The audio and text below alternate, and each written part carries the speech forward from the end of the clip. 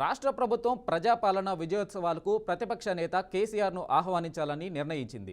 ఈ మేరకు మంత్రి పొన్నం ప్రభాకర్ ఇవాళ ప్రభుత్వం తరపున కేసీఆర్ ఇంటికి వెళ్లనున్నారు. రాష్ట్ర గవర్నర్ జిష్ణుదేవ్ వర్మతో పాటు కేంద్ర మంత్రులు కిషన్ రెడ్డి, బండి సంజయ్, ఎంపీ అసదుద్దీన్ ఓవైసీలను కూడా విజయోత్సవాలకు హాజరవ్వాలని శనివారం మంత్రి పొన్నం ఆహ్వానం పత్రికలు అందజేయనున్నారు. ఇక మరోవైపు సచివాలయంలో ఈ నెల 9న ప్రభుత్వం ఏర్పాటు చేస్తున్న తెలంగాణ తల్లి విగ్రహ ఆవిష్కరణకు రావాలని మాజీ సీఎం కేసీఆర్ సహా కేంద్ర మంత్రులు కిషన్ రెడ్డి, బండి సంజయ్లను ఆహ్వానిస్తున్నామని మంత్రి పొన్నం ప్రభాకర్ శుక్రవారం ఒక ప్రకటనలో తెలిపారు.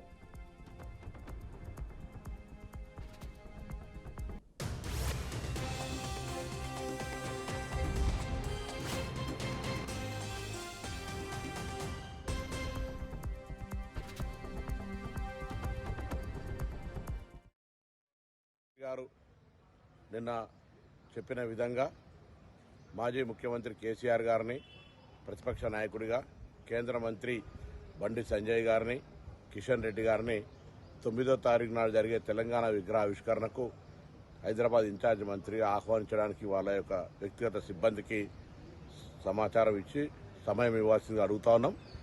వాళ్ళ సమయం ఇచ్చిన దాని ప్రకారంగా పోయి వాళ్ళందరికీ కూడా ఆహ్వాన పత్రాలు తెలంగాణ ప్రభుత్వ పక్షాన ఇవ్వడం జరుగుతుంది.